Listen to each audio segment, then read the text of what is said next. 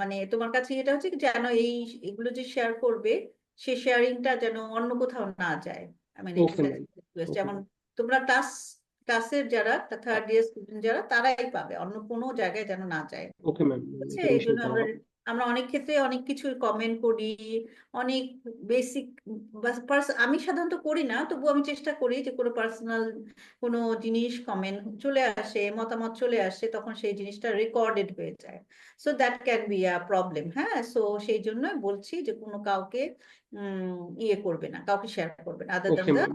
Classmates. ওকে, ওকে, okay ma'am. তাহলে তুমি ইয়েও করতে থাকো, অ্যাডমিট করতে থাকো, রেকর্ডিংটা স্টার্ট করে দিতে পারো। ওকে, তাহলে what is the difference between tariff and quota, import quota? Import কোটার ক্ষেত্রে আমরা বলি যে tariff, difference between tariff and import quota is that the quota government receives no revenue, তাই না? কোটার ক্ষেত্রে কোনো রেভিনিউ পায় না government. When a quota instead of a tariff is used to restrict imports, the sum of money that would have appeared with a tariff as government revenue is collected by whoever receives the import license. এটা আমি last ক্লাসে তোমাদেরকে বলেছি, এগুলা discuss করা তেমন কিছুই নাই। আর যদি তোমাদের কোনো কমেন্ট থাকে, প্লিজ রেজ ইউর হ্যান্ড, বা তোমাদের কোনো কোয়ারি থাকলে please raise your hand, then I will repeat the slide again. এটা গেল আমাদের কোটা আর এর মধ্যে ডিফারেন্স। এখন আমরা কোটার ব্যাপারটা আমরা আগের ক্লাসে ডায়াগ্রামেটিক্যালি আমরা দেখিয়েছিলাম যে কোটা ইকুইভ্যালেন্ট প্রাইস, অর্থাৎ সরি, কোটা ইকুইভ্যালেন্ট না, ট্যারিফ ইকুইভ্যালেন্ট। কোটা ইম্পোজ করলে, ট্যারিফ ইম্পোজ করলে যে পরিমাণ ডোমেস্টিক প্রাইস বাড়ে, কোটার ক্ষেত্রেও সেই পরিমাণ প্রাইস বাড়ছে। অ্যাট দ্য সেম টাইম আমাদের এখানেও আমরা দেখতে পাচ্ছি এ বি সি ডি, এই এখানেও আমরা দেখব কনজিউমার সারপ্লাস ডিক্রিজ হয় এ বি সি ডি, এই এরিয়াটা কোটার ফলে। তেমনি ভাবে এ হচ্ছে redistributed from consumer surplus to producer surplus. B হচ্ছে কনজাম্পশন ইনএফিসিয়েন্সি, না, ডি হচ্ছে কনজাম্পশন ইনএফিসিয়েন্সি, আর বি হচ্ছে production inefficiency.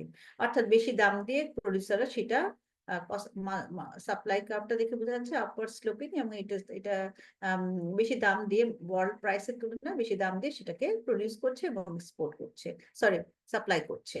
So C is the quota rent. আচ্ছা, বি প্লাস ডি এটা হচ্ছে ডেড ওয়েট লস। এই গেল আমাদের কোটা সংক্রান্ত আমাদের ডায়াগ্রামেটিক যে ডায়াগ্রামের মাধ্যমে আমরা যেটা আলোচনা করেছি লাস্ট ক্লাসে, সেটা একটু রিপিট করলাম। এন্ড দেন আমরা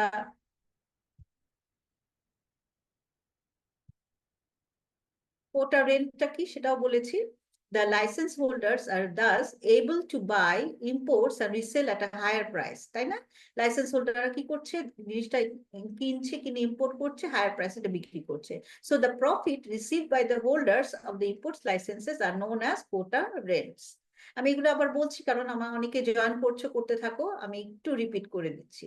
When imports are restricted by quota rather than tariff, the cost is sometimes magnified. This is important. The cost is sometimes magnified by a process known as rent seeking. In some cases, individual and companies incur substantial costs, in effect wasting some of the economy's productive resources. তার মানে তারা licence পাওয়ার জন্য তার individual বা কোম্পানিকে তাকে অনেক খরচ বহন করতে হয়, সুতরাং এই খরচটা সে কি করবে, দাম বাড়িয়ে দিয়ে সেটা উঠিয়ে নেবে। So in effect wasting some of the economies productive resources, this is also important, যে ইকোনমির যে রিসোর্সেস আছে সেই রিসোর্সেস গুলো ইনএফিশিয়েন্টলি অন্য জায়গায় কাজে লাগছে। সো এটার কারণে প্রাইসটা বাড়ছে। সো প্রাইস বাড়াটার প্রফিটটা তারা মেক করে নিচ্ছে, বাট প্রোডাক্টিভ রিসোর্স যেগুলা ইকোনমি, সেগুলো wastage of productive resources. So in an effort to get import licence. So the productive resource যে সেইটা, যেহেতু এটা ইনএফিসিয়েন্সি তৈরি করছে, and প্রোডাকশন যে প্রোডাক্টিভ রিসোর্স গুলো সেগুলো ওয়েস্টেজ অফ প্রোডাক্টিভ রিসোর্স, সেটা আমরা দেখতে পাচ্ছি। So these are the consequence of quota rents, the consequence of quota, import quota, when the government wants to restrict trade through import quota, and government wants to restrict trade and promote domestic production. তার মানে domestic production বাড়ানোটা উদ্দেশ্য। এখন এই বাড়াতে গিয়ে এটা কি কোটার মাধ্যমে করবে নাকি ট্যারিফের মাধ্যমে করবে, এই দুটোর মধ্যে ডিফারেন্সটা কি? ডিফারেন্সটা যদি আমরা বুঝতে পারি তাহলে which policy will be more better, যে রেস্ট্রিকশনের জন্য কোন পলিসিটা নেওয়া উচিত। দুটো পলিসি হচ্ছে পক্ষে বিপক্ষে যুক্তি আছে, দুটো পলিসির মধ্যেও ইনএফিসিয়েন্সি আছে। ইনএফিশিয়েন্ট রিসোর্স অ্যালোকেশনের আমরা ব্যাপার লক্ষ্য করি, কনজাম্পশন ইনএফিসিয়েন্সি, প্রোডাকশন ইনএফিসিয়েন্সি, সবটাই আমরা দেখতে পাচ্ছি। But compare to quota and tariff, কোটার ক্ষেত্রে আমরা দেখতে পাচ্ছি যে এখানে ওয়েস্টেজ অফ রিসোর্সেস হচ্ছে এবং এখানে গভর্নমেন্ট রেভিনিউ কোনোই হচ্ছে না। এবং গভর্নমেন্ট রেভিনিউ হলে কি হয়? গভর্নমেন্ট রেভিনিউ হলে এটা একটা আফটার সাম স্টেজ এটা বেনিফিটটা কি হচ্ছে, যারা ট্যাক্স হোল্ডার, যারা ট্যাক্স দিচ্ছে তারা কিন্তু কিছু হলেও তারা আবার গভর্নমেন্ট এক্সপেন্ডিচারের মাধ্যমে কিছু পাচ্ছে। বিকজ গভর্নমেন্ট যখন tax collect, sources of revenue হচ্ছে ট্যাক্স, ট্যারিফ, আর এগুলো উঠিয়ে গভর্নমেন্ট কি করে? গভর্নমেন্ট এক্সপেন্ডিচার করে। ফ্রম ম্যাক্রো ইকোনমিক্সে তোমরা যেটা এক্সপেন্ডিচার করে। সো গভর্নমেন্ট যখন এক্সপেন্ডিচার করার জন্য ট্যাক্স বা ট্যারিফ দিচ্ছে, মানুষজন দিতেই পারে, বাট গভর্নমেন্ট রেভিনিউ সেখান থেকে আসে। বাট গভর্নমেন্ট রেভিনিউ যদি না আসে তাহলে যেটা কোটার মাধ্যমে যে গভর্নমেন্ট রেভিনিউ কালেক্ট করতে পারে না। সো এই সেন্সে আমরা কোটাটাকে আমরা বলতে পারি যে এটার ফলশ্রুতিতে ইকোনমিতে এক ধরনের ওয়েস্টেজ অফ রিসোর্সেস হচ্ছে, productive resource, and at the same time inefficiency দেখা দেয়। ঠিক আছে, এইটুকু পর্যন্ত সবাই তোমরা যারা জয়েন করেছো এখন পর্যন্ত, এটা নতুন কিছু বলিনি, অলমোস্ট আগের লেকচারটাকে একটু রিপিট করলাম, সো দ্যাট তোমরা ইউ ক্যান ফলো। আচ্ছা, এরপরে আমরা যেটা আলোচনা করব সেটা হচ্ছে আরেকটা পলিসি, সেটা হচ্ছে export subsidy. So export subsidy মানে গভর্নমেন্ট এটা হচ্ছে ইম্পোর্টের উপর রেস্ট্রিকশন গুলো ইম্পোজ করছে। সো ইম্পোর্টের উপর রেস্ট্রিকশন ইম্পোজ করলে কি হবে? ইম্পোর্ট কি হবে? কমে আসবে, তাই না? ইম্পোর্ট কমানোটা এটার উদ্দেশ্য। তো আর ইম্পোর্ট কমানোর উদ্দেশ্য তাহলে কি হবে? ইম্পোর্ট যদি কমে, এক্সপোর্ট যদি একই থাকে, তাহলে কিন্তু ব্যালেন্স অফ পেমেন্ট কি হবে? ইমপ্রুভ করবে। আর আরেকটা পলিসি সেটা হচ্ছে এক্সপোর্ট পলিসি, যে অর্থাৎ ইম্পোর্টের উপর প্রভাবটা না নিয়ে, অর্থাৎ ইম্পোর্ট রেস্ট্রিকশনের দিকে না গিয়ে আমরা কি করতে পারি? রেস্ট্রিকশন থাকতেও পারে, বাট আমরা এক্সপোর্ট পলিসি নিচ্ছি যেটা এক্সপোর্ট প্রমোট করা যায়, অর্থাৎ ইম্পোর্ট কমানোর চেয়ে এক্সপোর্ট প্রমোট করাটার উপর বিশেষ এমফাসিস দেওয়া। কারণ at the same time resources আর কি লিমিটেড। লিমিটেড রিসোর্সকে আইদার আমি ইম্পোর্ট সাবস্টিটিউটিং প্রোডাকশনের ক্ষেত্রে আমি নিয়োগ করব, অর এক্সপোর্ট প্রমোটিং ইন্ডাস্ট্রিয়ালাইজেশনের জন্য আমি এঙ্গেজ করব। সো একটা পলিসি করতে গেলে আরেকটা কিন্তু করা যাচ্ছে না। সো দুই ধরনের ব্যালেন্স, কি বলবো, ব্যালেন্স গ্রোথ বা ব্যালেন্স পলিসি, ব্যালেন্স পেতে দুটো সেক্টরই ডেভেলপ করা সম্ভব না। সুতরাং একটা করলে রিসোর্স অন্যটাতে করা যাচ্ছে না, অন্যটাতে রিসোর্স অ্যালোকেট করা যাচ্ছে না।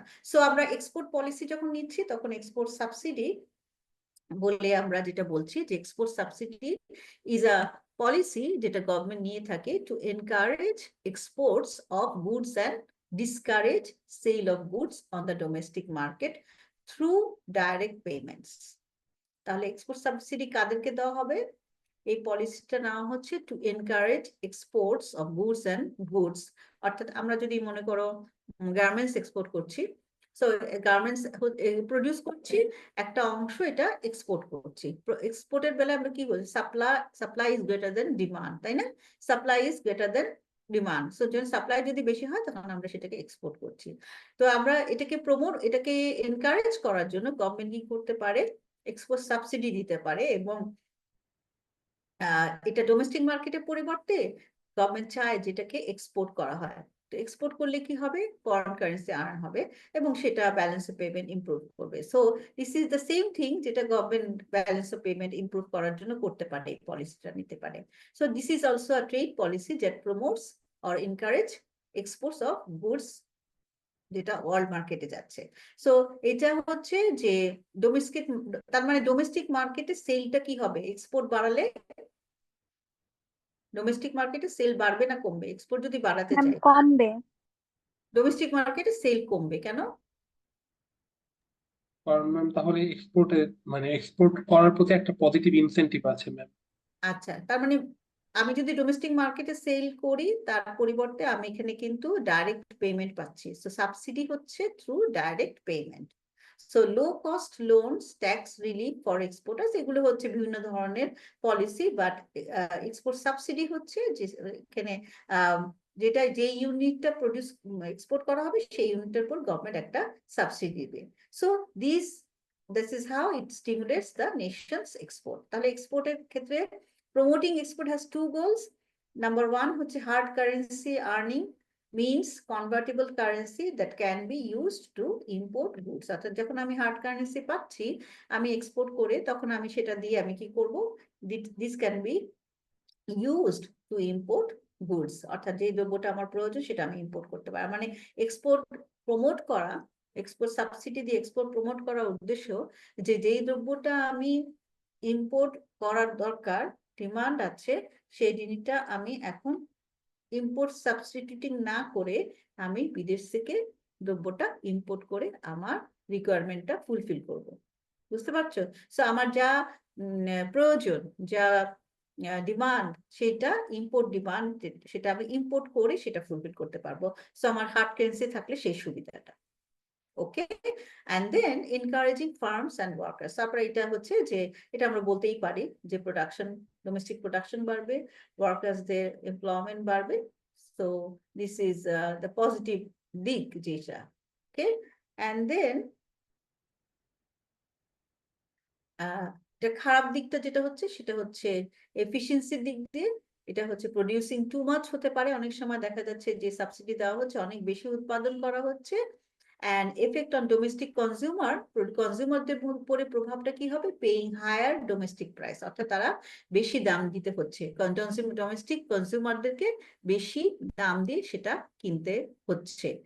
and impact on domestic budget, taxpayer has to pay, অর্থাৎ সাবসিডিটা কোত্থেকে আসবে? গভর্নমেন্ট যখন সাবসিডি দেয় এটা অবভিয়াসলি যে গভর্নমেন্ট এক্সপেন্ডিচার সেখান থেকে আসে। সো গভর্নমেন্ট এখানে এক্সপেন্ডিচারটা করতেছে কি পার্টিকুলার গ্রুপ অফ পিপলকে, ডোমেস্টিক প্রডিউসারদেরকে সুবিধাটা দিচ্ছে at the cost of tax payer. ঠিক আছে? So at the cost of tax payer এই সুবিধাটা পাচ্ছে not the consumers, rather the producers. বুঝতে পারছো ডিফারেন্সটা? তাহলে আমরা এক্সপোর্ট সাবসিডির যে diagrammatically আমরা যদি দেখি, we have the domestic supply S curve and domestic demand curve.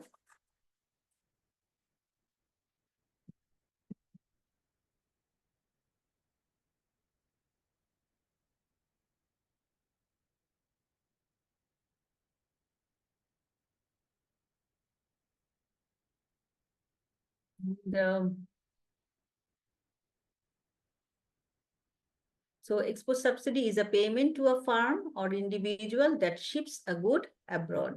বিদেশে যেটা এক্সপোর্ট করছে। সো আমার এই ডায়াগ্রামে আমরা দেখতে পাচ্ছি Q3 Q2 হচ্ছে অ্যামাউন্ট অফ এক্সপোর্টস।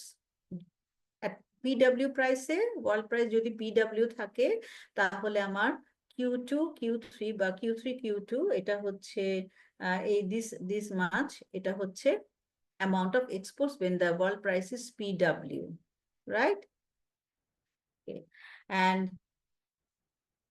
মানে হচ্ছে যে supply is greater than demand, so this is the surplus. এই এরিয়াটা, এটা হচ্ছে সারপ্লাস, এই সারপ্লাসটা এক্সপোর্ট করা হচ্ছে।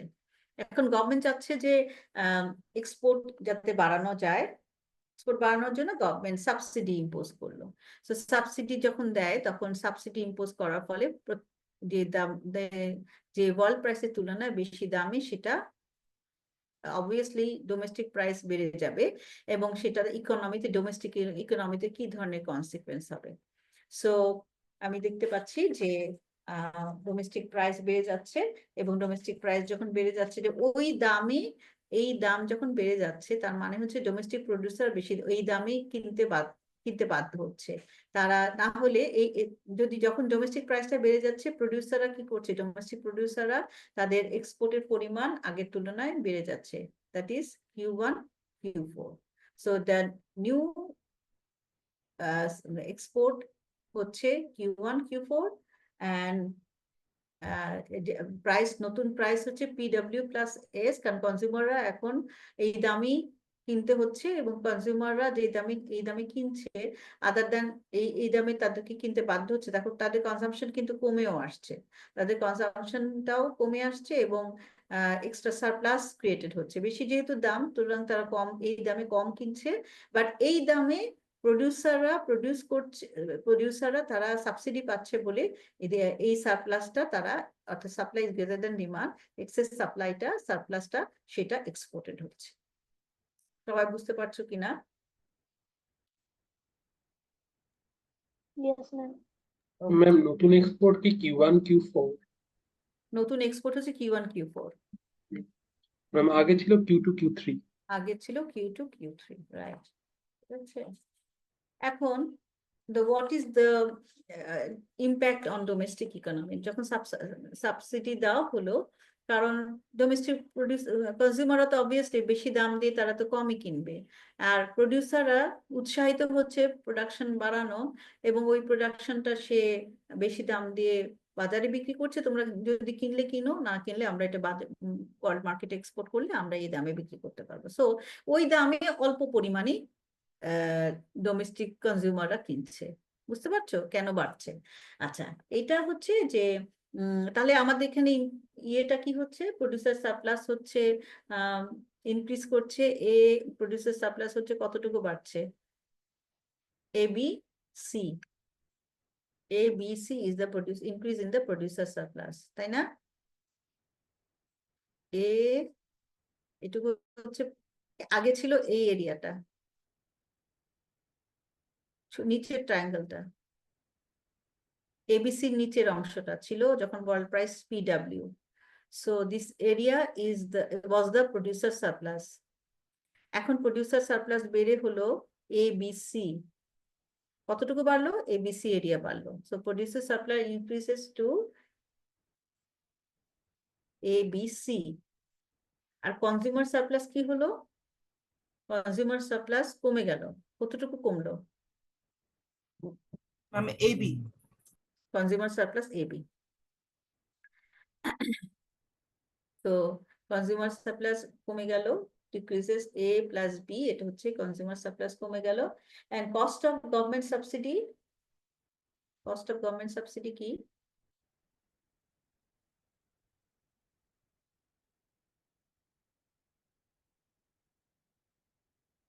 কি বলো, তোমরা বলো। তোমাদের গভর্নমেন্ট রেভিনিউ বলছিল না ট্যারিফে, সেরকম ভাবে গভর্নমেন্ট সাবসিডি কতটুকুর মধ্যে সাবসিডি পাচ্ছে Q1 Q2 এর উপরে? তাহলে what is the cost of government subsidy?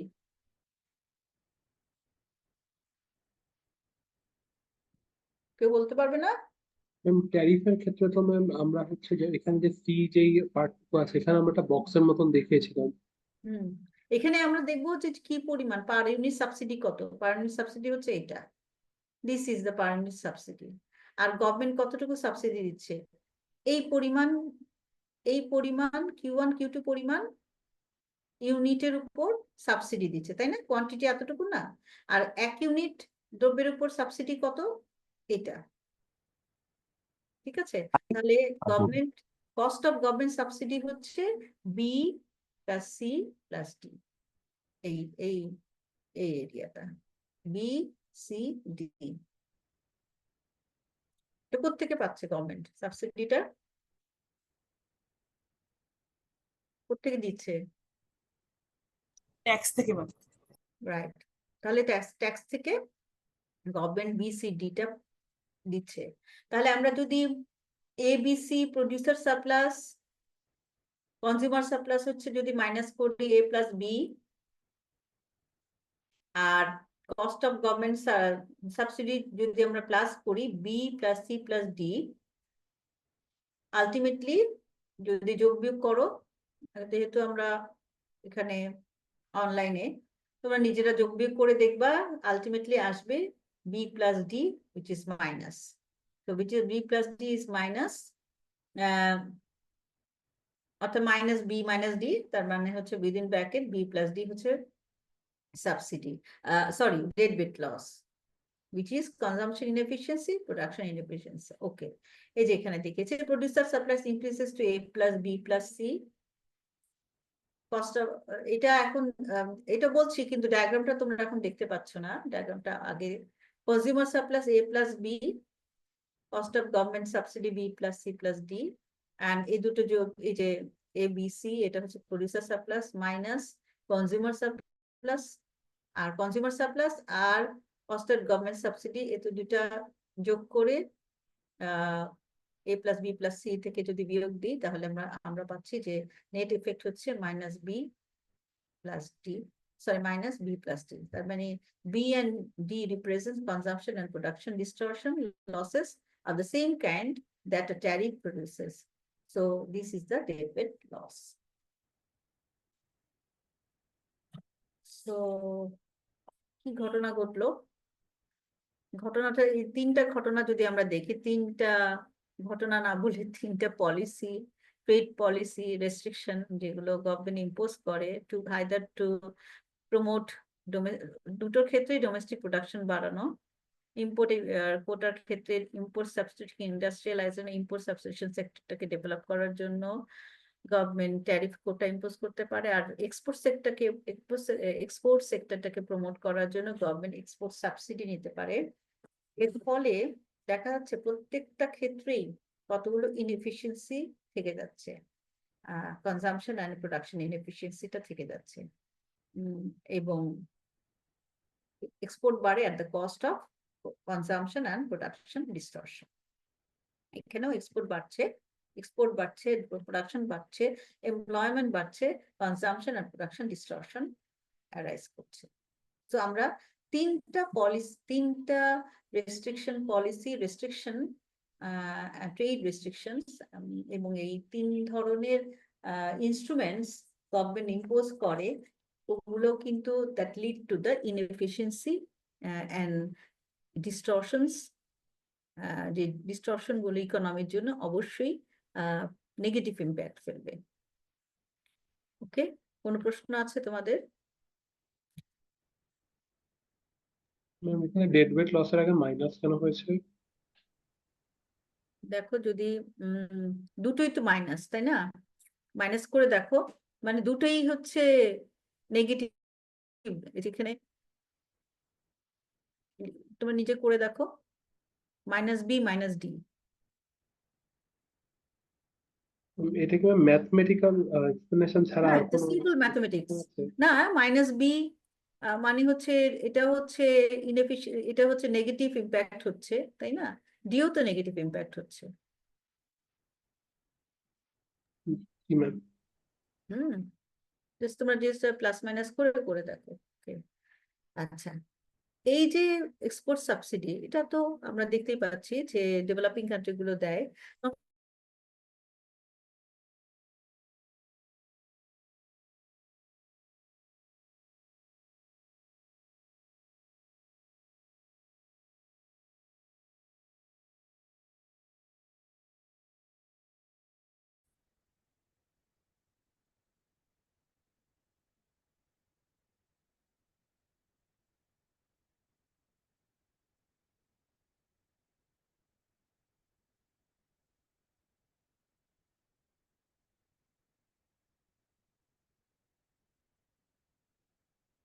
শোনা যাচ্ছে কি এখন? জি ম্যাম। আচ্ছা, আমার ইলেকট্রিসিটি চলে গেছে, আমি ওই যে হটস্পটটা দিয়ে অ্যাড করেছি, কানেকশনটা দিয়েছি। ওকে, তাহলে আমরা দেখলাম যে not only the developing countries, but আমরা যদি ডেভেলপ কান্ট্রি গুলোর ক্ষেত্রেও দেখি, এক্সপোর্ট সাবসিডি অনেক ক্ষেত্রেই অনেক সময় অনেক ডেভেলপ কান্ট্রি গুলো তারা পলিসির মধ্যে দিয়ে গেছে। এবং এখানে একটা ইম্পর্টেন্ট আমরা মানে কনসেপ্ট আমরা আলোচনা করব, সেটা হচ্ছে cap, Common Agricultural Policy. It was taken by European Union. So the European Union's Common Agricultural Policy began not as an export subsidy but as an effort to guarantee high prices to the European farmers. তাহলে আমরা export subsidy European ইকোনমিতে কেমন ভাবে ওরা নিয়েছিল দেশ, সেটা আমরা আলোচনা করব। সো এটা আলোচনা করার জন্য 1957-এ 6টা Western European country, Germany, France, Italy, Belgium আর Netherlands, Luxembourg formed the European Economic Community. ঠিক আছে, তারা ইইসি তারা ফর্ম করলো 1957-এ। এটাকে এখন পরবর্তী ইউ বলা হচ্ছে, now call European Union. Over time more and more countries decided to join the union. Currently counts 27 European Union countries governing common economic social security policy. তার মানে ইউরোপিয়ান ইউনিয়ন হচ্ছে they have a common economic, social and security policies. অর্থাৎ এর মধ্যে যে আরেকটা important হচ্ছে, এটা একটা হচ্ছে কাস্টমস ইউনিয়ন ফর্ম করে। So trade policy of European ইউনিয়নের মধ্যে ট্রেড পলিসিটার প্রধান যে দিকটা, সেটা হচ্ছে যে মেম্বার কান্ট্রিগুলো আছে তারা তাদের দেশগুলোর মধ্যে তাদের কোনো ট্যারিফ ব্যারিয়ার থাকবে না। So the members of European Union have removed all tariffs with respect to each other, thus creating customs union. So what is a customs union? Customs union is a union যেখানে কিনা trading countries, trading partners যারা trade করছে তারা নিজেদের মধ্যে কোনো রকমের tariff barrier ওয়াল বা ট্যারিফ ব্যারিয়ার রাখবে না। অর্থাৎ স্পেন ইউকের সাথে, ইউকে বাদ দিয়ে এখন এটাতে বেরিয়ে আসছে, স্পেন ইটালির সাথে যখন ট্রেড করবে there will be no tariff barrier. So European ইউনিয়নের এই দেশগুলো তারা নিজেদের মধ্যে কাস্টমস ইউনিয়ন ফর্ম করলো এবং তারা কোনো ধরনের ট্যারিফ ব্যারিয়ার রাখবে না।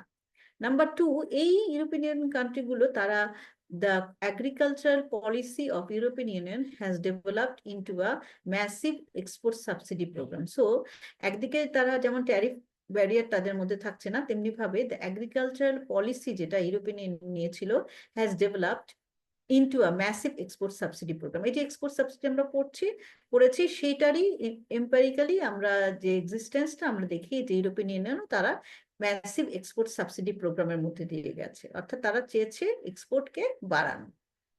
ঠিক আছে, so this is what is European Union export subsidy programme. তো এইটাকে একটা নামকরণ তারা পরবর্তীতে করা হয়েছে, সেই নামটা হচ্ছে common agricultural policy, cap.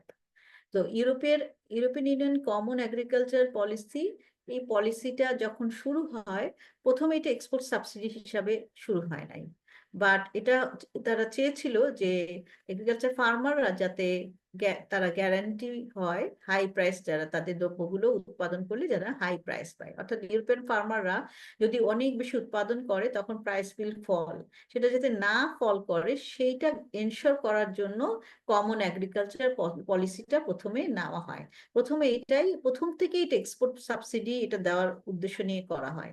So প্রথম উদ্দেশ্য ছিল যে ফার্মাররা যাতে, ইউরোপিয়ান ইউনিয়নের ফার্মাররা যাতে তারা they can have a confidence যে তাদের প্রাইসটা হাই থাকবে, সো দ্যাট তারা কিনা দ্রব্য উৎপাদন কমিয়ে না দেয়। So by having the European Union buy agricultural products whenever the price falls below the specified support levels. Number 1. তাহলে তারা কি করছে, ইউরোপিয়ান ইউনিয়ন তখন কি করলো, এই লাইনটা দিয়ে কি বোঝাচ্ছে, European Union buy agricultural products whenever the price falls below the specified support levels. কেউ বলতে পারবে?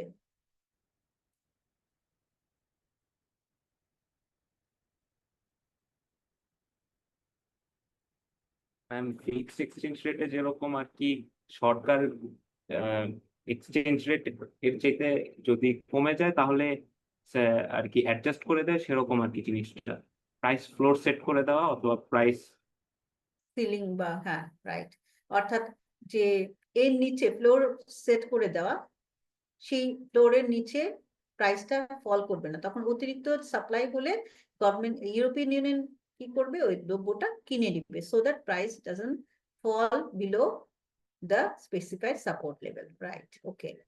আচ্ছা, টু প্রিভেন্ট ইম্পোর্টস, এখন এটা তো একটা দিক গেল, এবং at the same time to prevent imports it was backed by tariffs, অর্থাৎ দেশে যাতে বাইরের থেকে যাতে দ্রব্য না চলে আসে সেটার জন্য তারা ট্যারিফ ইম্পোজ করলো। একদিকে প্রাইস যাতে না কমে সেজন্য যদি বেশি সারপ্লাস হয় সেটা কিনে নিবে যাতে হাই প্রাইস গ্যারান্টি করা যায়, আর ইম্পোর্টটা যেন রেজিস্ট করা যায়, অর্থাৎ বিদেশ থেকে যেন দ্রব্য না বেশি চলে আসে, কারণ বেশি দ্রব্য চলে আসলে কি হবে, বেশি কম দামে দ্রব্যটা বিক্রি হবে, তখন ফার্মাররা করতে পারবে না, কম্পিটিশনে টিকে থাকতে পারবে না। So it was backed by tariff. So একটা হচ্ছে পলিসিটা প্রথমে নেওয়া হয় এগ্রিকালচার প্রোডাক্টস বা এগ্রিকালচার ফার্মারদের সাপোর্ট করা, এবং সাপোর্ট করবার জন্য একটা স্পেসিফাইড সাপোর্ট লেভেলের নিচে যাতে দাম না কমে যায়, ফ্লোর প্রাইসের নিচে না কমে, সেই জন্য গভর্নমেন্ট কি করে, সরি ইউরোপিয়ান ইউনিয়ন কি করছে, ওই দামে এগ্রিকালচার প্রাইস কিনে নিচ্ছে। At the same time it was backed by tariff, অর্থাৎ ট্যারিফ ইম্পোজ করা হলো, সো দ্যাট ওই দ্রব্যটা বিদেশ থেকে যখন আসবে তখন ইম্পোর্টারদেরকে বেশি দাম দিয়ে তখন সেটাকে কিনে নিতে হবে। সো এইভাবে একটা এগ্রিকালচার পলিসি নিল। So it was offset by difference between European Union and world agriculture price.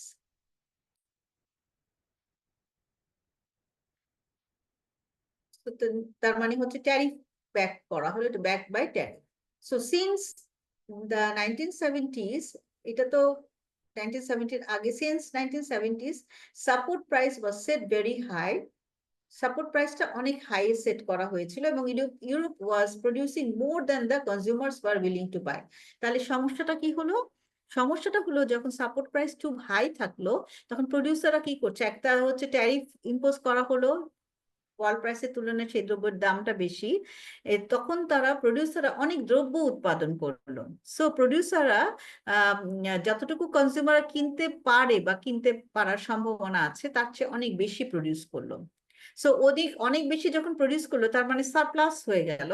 So as a result European Union found itself obliged to buy and store quantities of food. ঠিক আছে, consequence গুলো বুঝতে পারছো, যে European Union তখন they were obliged to buy, কারণ production অনেক বেশি হয়েছে, অনেক বেশি সারপ্লাস হয়েছে। So they were obliged to buy, অর্থাৎ ওই যে সাপোর্ট প্রাইস দিয়ে কিনে নিল, এবং সেগুলোকে তাহলে কি করতে হবে, স্টোর করতে হবে, store quantities of food to, এবং এই যে টু অ্যাভয়েড আনলিমিটেড গ্রোথ, এখন এটা কি আনলিমিটেড গ্রোথ যেটা হয়ে গেছে সে টু অ্যাভয়েড করার জন্য, to avoid unlimited growth in this stock piles, the European Union turned to a policy of subsidizing exports. So in European Union তখন সাবসিডাইজিং ইউরোপ এক্সপোর্ট সাবসিডির দিকে চলে গেল, বিকজ তারা যে সারপ্লাসটা স্টক হলো যেটা স্টোর করে রাখার একটা খরচ আছে, এবং তারা অধিক উৎপাদনের ফলে দ্রব্যের ডিউরেবিলিটির ব্যাপার আছে, এটাকে স্টোর করে রাখার ব্যাপার আছে। সো সবকিছু মিলে তারা এক্সপোর্ট সাবসিডি পলিসিতে গেল। তার মানে প্রথমেই এক্সপোর্ট সাবসিডি পলিসিতে যায় নাই, বরং প্রথম দিকে এগ্রিকালচার প্রডিউসারদেরকে একটা সাপোর্ট প্রাইস দিয়েছে, পরে ট্যারিফ দিয়ে ব্যাক করা হলো, পরবর্তীতে তারা সিচুয়েশন অনুযায়ী তারা এক্সপোর্ট সাবসিডির দিকে চলে গেছে। সো এটা যদি আমরা একটা উদাহরণ হিসাবে আমরা দেখি যে এক্সপোর্ট সাবসিডি কিভাবে কি ইউরোপিয়ান ইউনিয়ন কিভাবে ইম্পোজ করেছে, এক্সপোর্ট সাবসিডি পলিসি তারা কিভাবে নিয়েছে। সো এখানে আমরা ডায়াগ্রামেটিক্যালি আমরা এখানে দেখতে পারি, ওয়ার্ল্ড প্রাইস যদি হয়, প্রথমে ওয়ার্ল্ড প্রাইস হচ্ছে এটা, তো এবং European union price without import, যদি ইম্পোর্ট না করে, ডিমান্ড এন্ড সাপ্লাই সমান হচ্ছে এটা, অ্যান্ড সাপোর্ট প্রাইস হচ্ছে এই সাপোর্ট প্রাইসটা ইনশিওর করলো।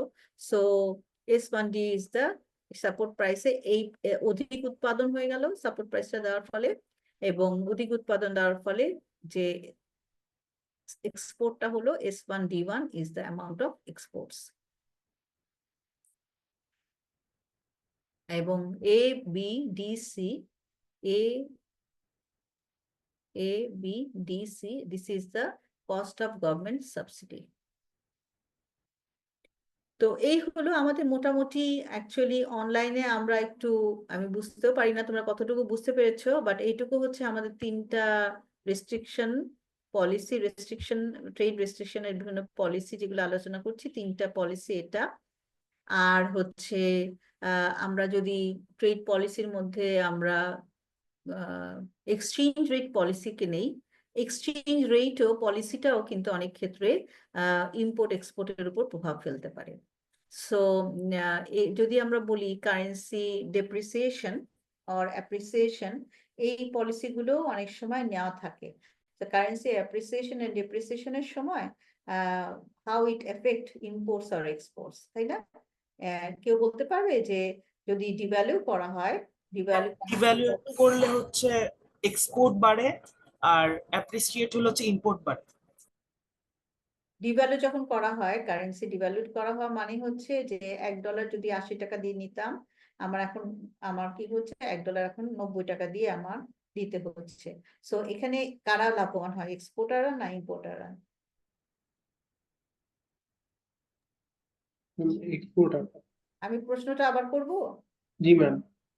আমি প্রশ্নটা করছি আমাদের দেশে কনটেক্সটে, যদি আমরা বলি যে কারেন্সি ডিভ্যালু করা হলো, কারেন্সি ডিভ্যালু করা হচ্ছে এবং তার ফলশ্রুতিতে গভর্নমেন্ট যদি কারেন্সি ডিভ্যালু করে, তখন $1 যখন আগে ছিল, কারেন্সি ডিভ্যালুয়েশন হচ্ছে formal reduction of countries currency value depreciate করা, বা ফর্মালি গভর্নমেন্ট করছে, এবং সেই এটার ফলশ্রুতিতে এক্সপোর্ট এন্ড ইম্পোর্টের উপর কি ধরনের প্রভাব পড়বে? প্রশ্নটা হচ্ছে এটা। ম্যাম এক্সপোর্টাররা লাভবান হবে। এক্সপোর্টাররা কিভাবে লাভবান হবে? ঠিক আছে, ম্যাম এক্সপোর্টার বাইরের দেশে আর কি আমাদের দেশ থেকে আর কি বেশি পণ্য কিনতে চাবে, কারণ এখানকার পণ্যের দাম আর কি কমে গেছে। জি ম্যাম। আর একটু ভিন্নভাবে বলো, $1 সমান যদি 80 টাকা হয়, তাহলে এক্সপোর্টাররা এক্সপোর্ট করে, একটা দ্রব্য এক্সপোর্ট করে $1 পেত, ঠিক আছে? $1 পেত। এখন এখন এক্সপোর্ট করেও $1 পাচ্ছে, কিন্তু এখন কারেন্সি যদি ডিভ্যালু করে ফেলা হয়, তখন what is the positive impact, or what এক্সপোর্টাররা কিভাবে লাভবান হচ্ছে?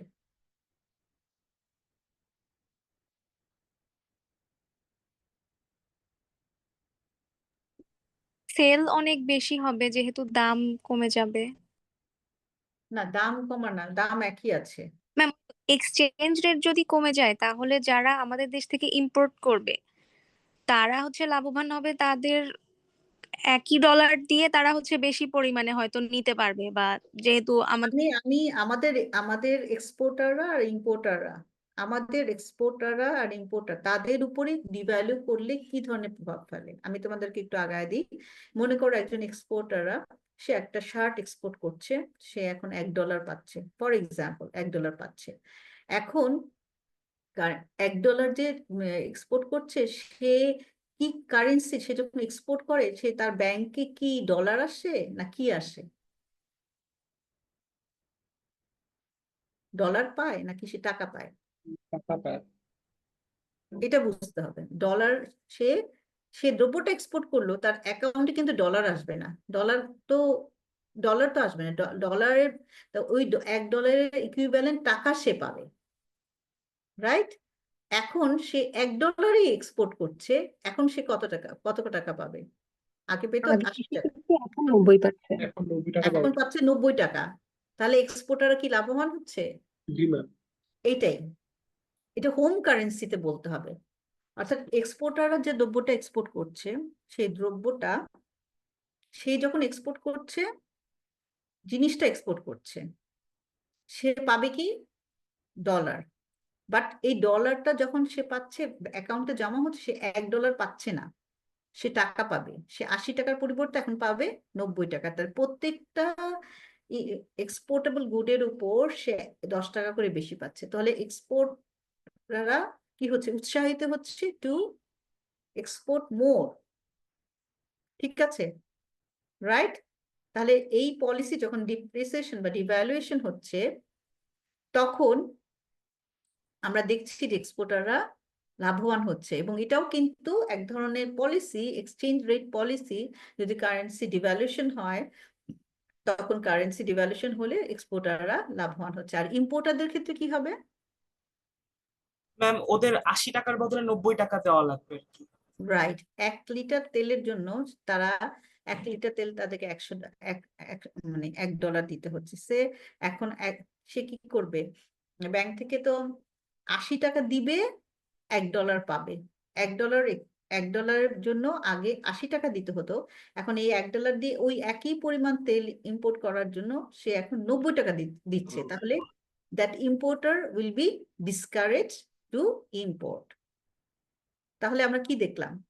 এক্সচেঞ্জ রেট পলিসি আমি তোমাদের এখানে মানে আমার স্লাইডে নাই, but this is also a policy that will be included in your syllabus, যে export rate exchange rate policy is also a policy যেটা কিনা দেশের ট্রেড বাড়াতে কমাতে সহায়তা করাতে, এক্সপোর্ট বাড়ানো কমানোর উপরে প্রভাব ফেলতে পারে।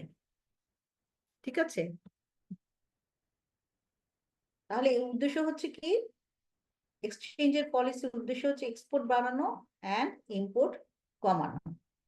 ঠিক আছে, তাহলে আমরা তো কি বলবো, এক্সচেঞ্জের পলিসিতে যে ডেপ্রিসিয়েশন কারেন্সি ডিভ্যালুয়েশন হচ্ছে, এটা কি এটা কেন, এটার সমস্যাটা কি? এটাতে আমরা খুব একটা হ্যাপি না কেন?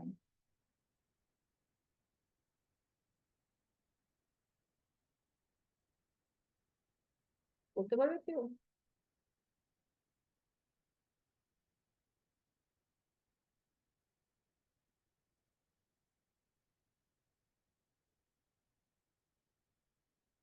ইম্পোর্ট যেটা করছি, উদ্দেশ্য হচ্ছে ইম্পোর্টকে কমানো, কিন্তু ইম্পোর্টকে কমাতে গিয়ে ইম্পোর্ট যদি না কমে, এক্সপোর্ট বাড়াবার জন্য, এক্সপোর্ট বাড়লে ইম্পোর্ট যদি না না কমে, what will be the consequence? বেশি ফরেন কারেন্সি দিয়ে কি করতে হবে, ওই দ্রব্যগুলো আমাকে ইম্পোর্ট করতে হবে। তাহলে ব্যালেন্স পেমেন্ট যে ইমপ্রুভ করার কথা সেটা তাহলে ইমপ্রুভ করবে না। So this policy will work out when the good is elastic না ইনইলাস্টিক। দাম বাড়লে এটার এফেক্টটা কি হবে? আমরা বেশি দাম দিয়ে তখন কিনতে হচ্ছে, তাই না? আমি এটা ইয়েটা কমছে না, ডিমান্ড কমছে না, ডিমান্ড সেম থাকছে। ইলাস্টিক ইলাস্টিক ক্ষেত্রে ইলাস্টিক হলে ভালো। হ্যাঁ, বলো আবার। ইলাস্টিক হলে ম্যাম তখন হচ্ছে প্রাইসের সাথে সাথে হচ্ছে মানে ডিমান্ডের চেঞ্জটা বেশি হচ্ছে। সেই ক্ষেত্রে হচ্ছে আমরা মানে আমাদের যে ইন্টেন্ডেন্ট মানে আমরা যা চাচ্ছি সেটা হচ্ছে। চাচ্ছি সেটা হচ্ছে, যদি হ্যাঁ রাইট, যেটা চাচ্ছি আমরা সেটা হচ্ছে। আর যদি দেখা যাচ্ছে এই দ্রব্যটা যদি ইনইলাস্টিক হয়, তাহলে বেশি দাম দিয়ে আমাকে ইম্পোর্ট করতে হচ্ছে। আমি তেল ছাড়া তো চলবে না, তাই না? জ্বালানি তেল, ভোজ্য তেল, সেগুলো হয়তো বেশি দাম দিয়ে আমাকে কিনতে হচ্ছে। তার মানে ওটা প্রাইস বাড়লেও আমার quantity demand will not fall. So in that case import, এই ধরনের পলিসি নিলে ইম্পোর্ট প্রাইস যেহেতু বেড়ে যাবে, তো এটা ইনফ্লেশনারি প্রেশার ক্রিয়েট করতে পারে। সো ডিভ্যালুয়েশনটা এই জন্যই কি হচ্ছে, অনেক ক্ষেত্রে মঙ্গলজনক প্রভাব আনতে পারে না। এবং এই কারণে এই ধরনের exchange rate policy is also some sort of trade policy, যেটা কিনা আমাদের ইম্পোর্ট এক্সপোর্টকে, ডোমেস্টিক প্রোডাকশনকে এভাবে প্রভাব ফেলতে পারে। যদি আমার যদি তেলটা হচ্ছে যে জ্বালানি তেল, তাহলে আমার যদি বেশি দাম দিয়ে সেটা ইম্পোর্ট করতে হয়, তাহলে cost of production will increase, and cost of production increase করলে ইনফ্লেশনেরও কস্ট পুশ ইনফ্লেশন হবে। সো কস্ট পুশ ইনফ্লেশন মানে হচ্ছে প্রোডাকশন কস্ট বেড়ে যাচ্ছে, দ্রব্যের দাম বেড়ে যাচ্ছে, আলটিমেটলি ইকোনমিতে ইনফ্লেশনের প্রেশার তৈরি হচ্ছে। So these are the things যেগুলো কিন্তু আসলে পলিসি, ট্রেড পলিসি কিভাবে নিচ্ছে আমি তোমাদের আগেও বলেছি। Trade policy, industrialisation policy, economic অন্যান্য পলিসি, ম্যাক্রো ইকোনমিক পলিসি, সবটাই কিন্তু একটার সাথে একটা ইন্টারলিঙ্কড। ওকে, বুঝতে পারছো নাকি বুঝতে পারছো না?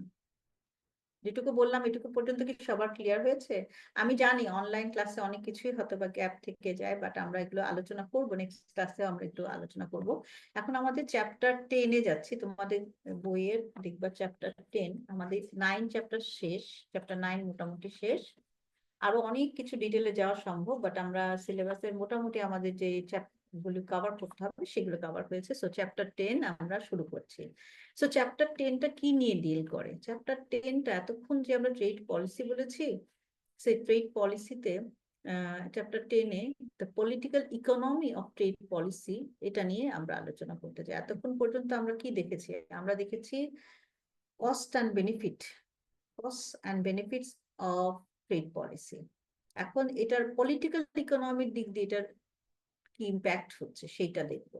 So the political economy of trade policy যেটি আমরা আলোচনা করতে যাই সেটা হচ্ছে যে government intervention in international trade takes in different forms of instruments, বিভিন্ন ফর্ম ইনস্ট্রুমেন্ট দিয়ে আমাদের গভর্নমেন্ট ইন্টারভেনশনটা আমরা দেখতে পেয়েছি in last chapter 9.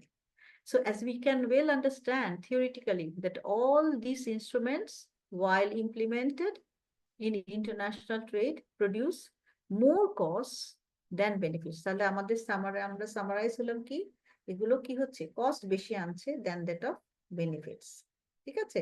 So in practice the government policies reflect objectives that go beyond simple measures of cost and benefit, and governments do not base their trade policy on economics cost benefit calculation. বাস্তবে গভর্নমেন্টের পলিসিগুলো নেয়, দেখা যাচ্ছে এছাড়াও এই যে cost benefit ছাড়া যে ইকোনমিক্সরা যে কস্ট বেনিফিট অ্যানালাইজ করে দেখাচ্ছে যে এইভাবে এই পলিসি নিলে এখানে কস্ট হচ্ছে এখানে বেনিফিট হচ্ছে, এগুলো ছাড়া গভর্নমেন্ট আরো কিছু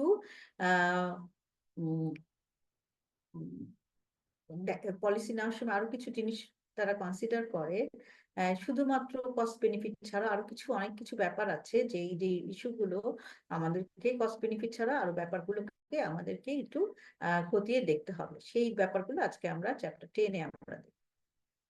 আচ্ছা, so the case of free trade, free ট্রেডে কি গেইনটা কি সেটা আমরা দেখি। তাহলে ফ্রি ট্রেডে কি, ফ্রি ট্রেডে elimination of production and consumption distortion, তার মানে বেশিরভাগ ক্ষেত্রে আমরা তাহলে দেখতে পারি, আমরা বলতে পারি যে অ্যাডাম স্মিথ থেকে শুরু করে অন্যান্য যারা ক্লাসিক্যাল ইকোনমিক্স তারা যে ফ্রি ট্রেড পলিসির কথা বলেছে, তারা they believe free trade produces additional gains beyond the elimination of production and consumption distortion.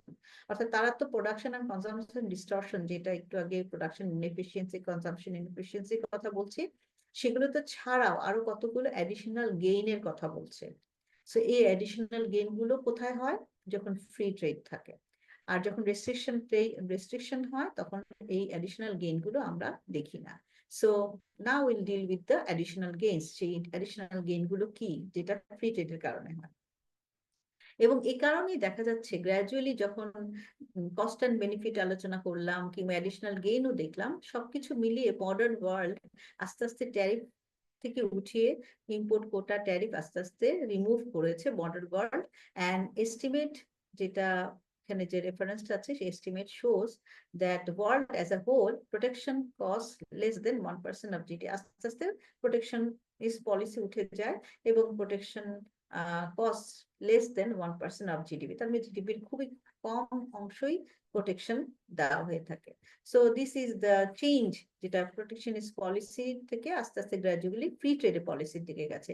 Because free trade policy নেওয়ার ফলে কতগুলো বেনিফিট তো আছে, প্লাস এডিশনাল কিছু গেইন আছে, সেই গেইন গুলো আমরা এখন আলোচনা করব।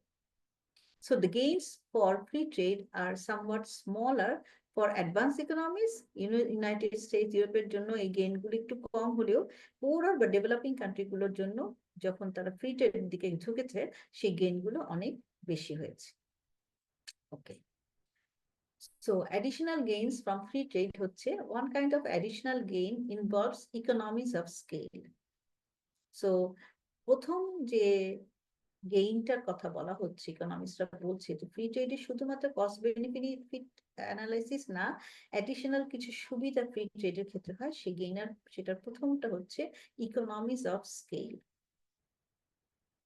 সো ইকোনমিজ অফ স্কেল সম্পর্কে তোমরা কিছু জানো, তাই না? ইকোনমিজ অফ স্কেল একটা হচ্ছে এক্সটার্নাল ইকোনমিজ অফ স্কেল, আর একটা হচ্ছে internal economies of scale. So আমরা যদি বলি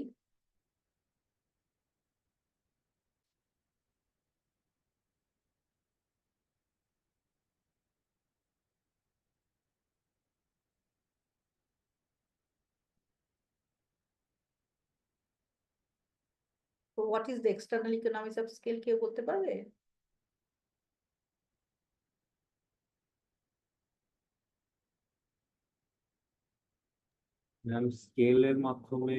স্কেলিং এর মাধ্যমে ইকোনমিক্স অফ স্কেল যেটা ফরেনে হচ্ছে।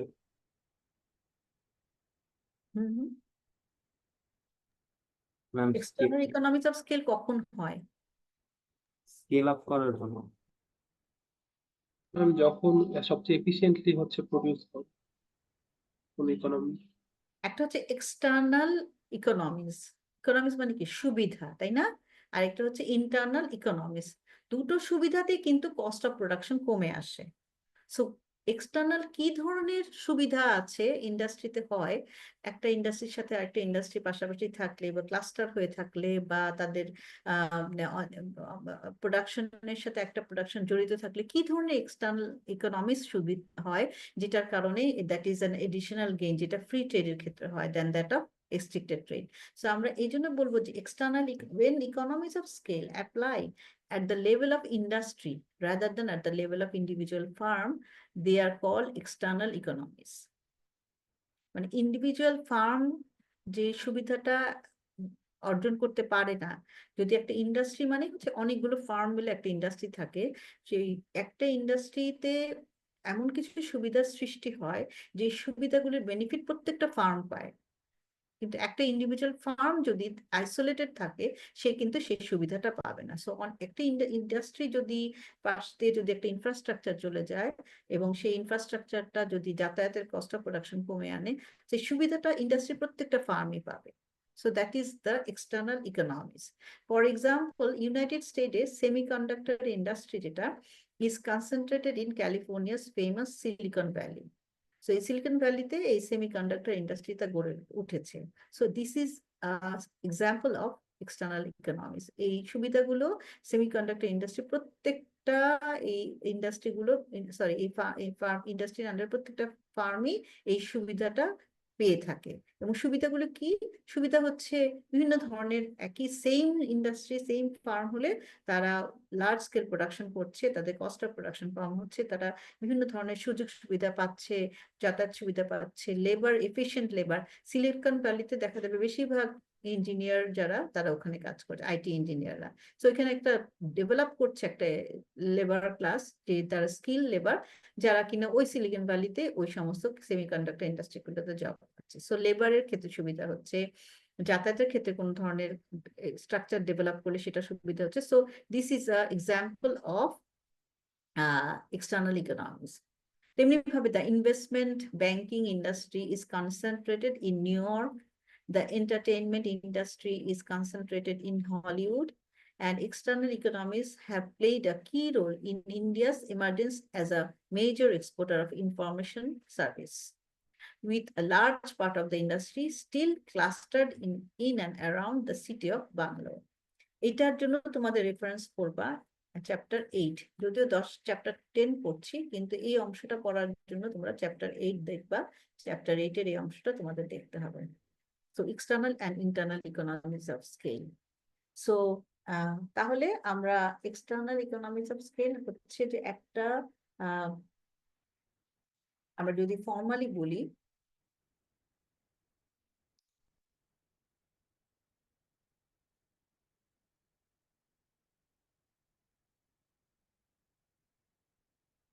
external economies of scale are cost advantages that a firm receives due to the growth of entire industry it belongs to, rather than from its own growth. তার মানে নিজের গ্রোথের কারণে ডেভেলপমেন্টটা হচ্ছে না, কস্ট অফ প্রোডাকশন কমছে না, বড় পুরো ফার্ম এন্টায়ার ইন্ডাস্ট্রি এটা ডেভেলপ করছে এবং ডেভেলপ করার ফলে যে সুবিধাগুলি সৃষ্টি হচ্ছে তাতে তাদের কস্ট অফ প্রোডাকশন কমে আসছে, সেই কস্ট অ্যাডভান্টেজটা যেটা পাচ্ছে সেটাকে বলা হচ্ছে এক্সটার্নাল ইকোনমিক্স অফ স্কেল। বুঝতে পারছো? So these benefits arise from factors like a larger pool of skilled labor, এই যে আমি উদাহরণ বললাম না সিলিকন ভ্যালির কথা, স্পেশালাইজ সাপ্লায়ার অথবা ওই এলাকায় কিছু স্পেশালাইজ সাপ্লায়ার, কোনো একটা ইন্ডাস্ট্রি তৈরি করার জন্য ওদের পার্টস ইন্ডাস্ট্রি গুলো ওটার পাশাপাশি গড়ে উঠলো, সুতরাং ওই সাপ্লায়ার ইন্ডাস্ট্রি গুলো তারা সাপ্লাই করছে silicon ভ্যালিকে, and improved infrastructure that are shared by all firms in an area, so which lowers the average cost for every company in the industry. বুঝতে পারলাম? তোমরা তো পড়েছোই external economics of scale, external economics and internal economics. আচ্ছা, internal ইকোনমিক্সটা তাহলে কি, কোনো একটা ফার্মের নিজস্ব ভিতরের দিক দিয়ে যখন চেঞ্জটা আসে, কোনো একটা কস্ট অফ প্রোডাকশন কমে আসে, তখন আমরা বলবো ইন্টারনাল ইকোনমিক্স। তো why cluster of firms are more efficient than individual firms in isolation? The ability of a cluster to support specialized supplier. সুতরাং যখন লার্জ স্কেল প্রোডাকশন হচ্ছে, যখন ফ্রি ট্রেড থাকছে, অনেক বড় বড় আকারে লার্জ স্কেল প্রোডাকশন যখন হবে ফ্রি ট্রেডের কারণে, তখন স্পেশালাইজ সাপ্লায়ার সেটা সাপ্লাই করবে। তারপরে স্কিল লেবার মার্কেট পুলিং, মানে হচ্ছে geographically concentrated industry allows labour market pooling, যে লেবার মার্কেটটা তাদের স্কিল লেবার গুলোকে ওই ইন্ডাস্ট্রিতে সাপ্লাই দিবে এবং তারা ওখানেই বসবাস করবে, ওখানে থাকবে। এবং geographically concentrated industry helps foster knowledge spillover, অর্থাৎ নলেজও এক ইন্ডাস্ট্রি থেকে একটা ইন্ডাস্ট্রিতে মানে ছড়িয়ে পড়বে। সো এক্সটার্নাল ইকোনমিক্স যেটা, এই external economics drive a lot of trade both within and between countries. So lot of trade হচ্ছে, তার মানে এখানে ফ্রি ট্রেডের দিকের কথা বলছে, রেস্ট্রিকশনের কথা বলছে না। So this is the positive aspects of external economics, and it is one additional gain for free trade. Additional gain. This is the additional gain, যেটা কিনা cost benefit যে আমরা আলোচনা করেছি একটু আগে চ্যাপ্টার 9-এ, সেটা ছাড়া এটা অতিরিক্ত যে ফ্রি ট্রেড হলে external economics of scale achieve করা যায়, আর প্রোটেক্টেড ইন্ডাস্ট্রি গুলো এই external economics of scale achieve করতে পারে না, এবং তারা প্রোটেকশন হয়, তারা লিমিটেড কি হচ্ছে সেটা আমরা বলি। প্রোটেক্টেড মার্কেটস যখন হয় তখন কি হয়, too many firms to enter the protected industry. সবাই যেহেতু প্রোটেকশন পাচ্ছে, তারা মনে করছে যে আমরা অনেক ফার্ম তারা ওই ইন্ডাস্ট্রিতে ঢুকে এফিসিয়েন্সির ব্যাপারটা কাজ করে না, যার জন্য যখন এই ইন্ডাস্ট্রিটা প্রোটেকশন পাচ্ছে, with the proliferation of firms, মানে ফার্ম যখন বিস্তার লাভ করে একটা ন্যারো ডোমেস্টিক মার্কেটের জন্য, কারণ এটা তো এক্সপোর্ট হবে না, সুতরাং নিজস্ব মার্কেটে যখন এক্সপোর্ট নিজস্ব মার্কেটের জন্য প্রডিউস করা হচ্ছে, the scale of production of each firm becomes inefficient. এই লাইনটা কি বুঝতে পারছো? The scale of production of each firm becomes inefficient. কেন ইনএফিশিয়েন্ট?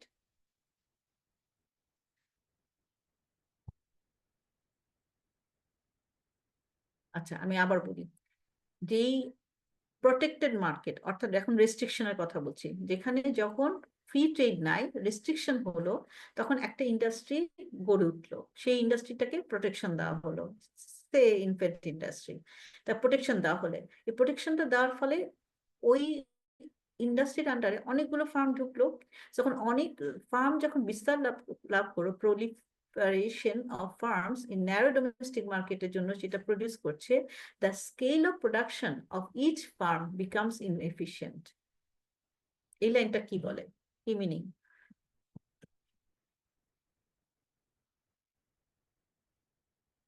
আচ্ছা, তোমরা বোধহয় হ্যান্ড রেজ করছো।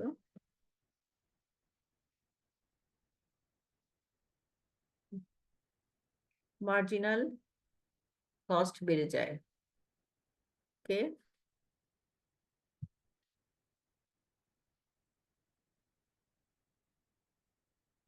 এটা হচ্ছে যে, আমি যদি এখানে ডায়াগ্রামটা আঁকতে পারি, মানে যেটা হচ্ছে অ্যাভারেজ কস্ট অফ প্রোডাকশন, যেটা মার্জিনাল কস্ট বেড়ে যাচ্ছে এবং অ্যাভারেজ কস্ট অফ প্রোডাকশনও বেড়ে যাচ্ছে, এবং অ্যাভারেজ কস্ট অফ প্রোডাকশন বেড়ে যাচ্ছে বিকজ প্রত্যেকেই তাদের যতটুকু আরো উৎপাদন করতে পারতো ততটুকু উৎপাদন করতে পারছে না, সুতরাং scale of production of each farm becomes inefficient, মানে তারা অল্প একটু উৎপাদন করছে, সেটা যদি আরো বেশি উৎপাদন করতে পারতো, কারণ অনেক ফার্ম অনেক উৎপাদন করলে তো সেটা সেল হবে না, সো প্রত্যেকে একটু একটু উৎপাদন করছে, তাদের যে স্কেল ইকোনমি যেটা, অর্থাৎ যদি বেশি উৎপাদন করে কি হবে, কস্ট অফ প্রোডাকশন কমে আসবে, অ্যাভারেজ কস্ট অফ প্রোডাকশন কমে আসবে, মার্জিনাল কস্ট কমে আসবে, সেইটুকু পর্যন্ত তারা উৎপাদন করতে পারছে না।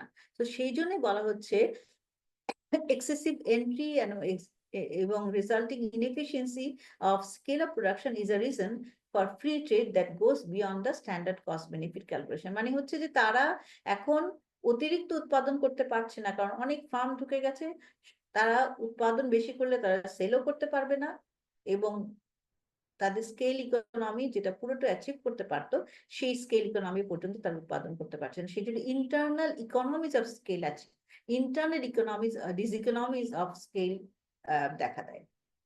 So external economies and internal economies, এই কনসেপ্টটা আলোকে যদি আমরা দেখি তাহলে এডিশনাল গেইন হবে ফ্রি ট্রেড করলে, আর রেস্ট্রিক্টেড ট্রেড হলে এক্সটার্নাল গেইন, যেটা এক্সটার্নাল যে সুযোগ সুবিধাগুলো সেগুলো পাবে না, আর ইন্টারনাল ইকোনমিজ অফ স্কেল সেটাও অ্যাচিভ করতে পারবে না, because of the limited narrow domestic market, এবং the scale of production of each firms becomes inefficient. তো এখানে ইনএফিশিয়েন্সিটা থেকে যাচ্ছে। So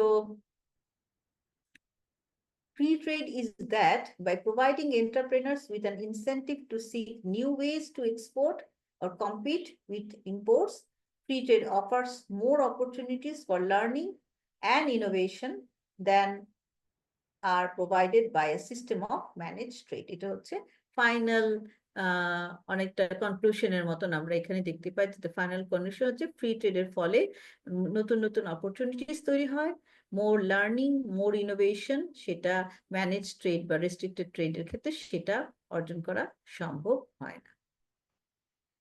সো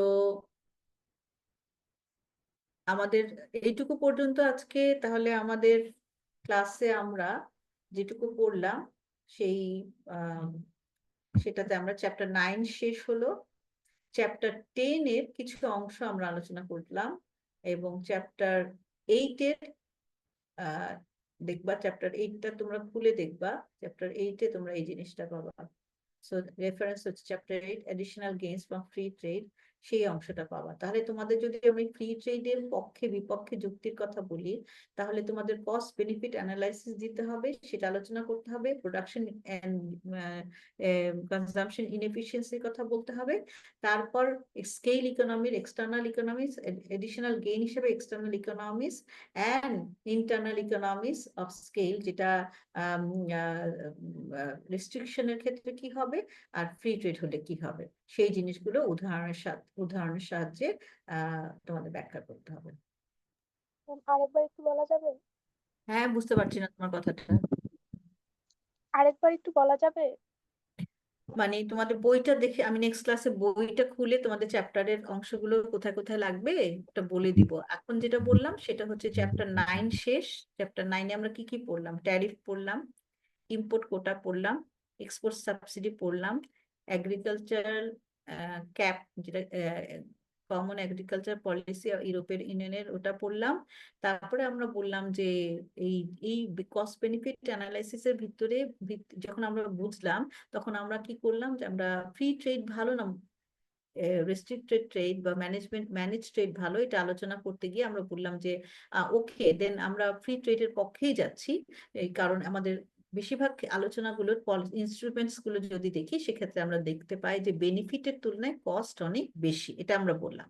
আচ্ছা, বেনিফিটের তুলনায় কস্ট বেনিফিট অ্যানালাইসিস করে আমি দেখতে পেলাম যে হ্যাঁ, বেনিফিটের তুলনায় কস্টের পরিমাণ বেশি। শুধু সেইটাই না, আরো কিছু অ্যাডিশনাল গেইন ফ্রি ট্রেড হলে হয়। এডিশনাল গেইনগুলি কি, সেটাই আজকে আলোচনা করলাম। এটা তোমাদের চ্যাপ্টার 10 পড়াচ্ছি, চ্যাপ্টার 10, কিন্তু এর মধ্যে কিছু অংশ আমি চ্যাপ্টার 8 থেকে পড়িয়েছি। অর্থাৎ তোমার চ্যাপ্টার 10 পড়তে গিয়ে চ্যাপ্টার 8 থেকে এই অংশগুলো, এই যে যেখানে যে additional gain from free trade, external economics, internal economics এর এই ধারণাটা চ্যাপ্টার 8 থেকে, এই যে রেফারেন্স দিয়ে দিয়েছি, চ্যাপ্টার 8 থেকে লাগবে। এবার বুঝতে পারছো? Yes, ma'am. বই খুললে তখন তোমরা বুঝতে পারবে।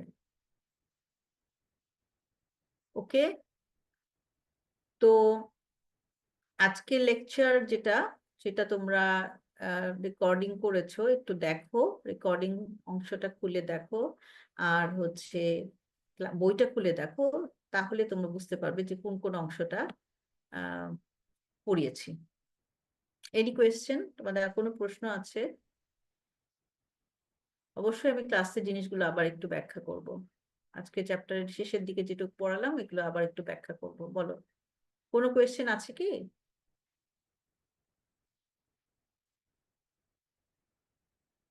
আই থিঙ্ক কোনো প্রশ্ন নাই, যখন যেহেতু বলছো কেউ কোনো প্রশ্ন করছো না বা তোমাদের কারো কোনো কোয়েরি নাই, তাহলে ক্লাস আজকে তাহলে এখানে শেষ করে দিচ্ছি স্টুডেন্টস। ইনশাল্লাহ নেক্সট উইকে তোমাদের সাথে দেখা হবে, then will discuss more on trade policy. Trade পলিসির উপর আমরা আরো আলোচনা দীর্ঘায়িত করবো। ওকে, সো আজকে এখানে তাহলে শেষ করে দিচ্ছি। ওকে, তাহলে আজকে এখানে ক্লাসটা শেষ করে দিচ্ছি, ঠিক আছে? আর তোমাদের অ্যাটেন্ডেন্স সবাইকে দিয়ে দিব, যেহেতু নেটওয়ার্ক বা অনলাইন ক্লাসে আমি এখানে কোনো ইয়ে করছি না, যে প্রেজেন্ট অ্যাবসেন্ট এগুলো তো করতে পারছি না, সুতরাং তোমরা 100% তোমরাই পাবে, অ্যাটেন্ডেন্স পাবে। But 52 attendance, I don't know তোমরা কতটুকু কি বুঝতে পারছো বা অন্যরা কি বুঝতে পারবে, আই ডোন্ট নো। যাই হোক, ও সি ইউ নেক্সট উইক ইনশাআল্লাহ। আসসালামু আলাইকুম। আসসালামু আলাইকুম। আসসালামু আলাইকুম। ওয়ালাইকুম আসসালাম।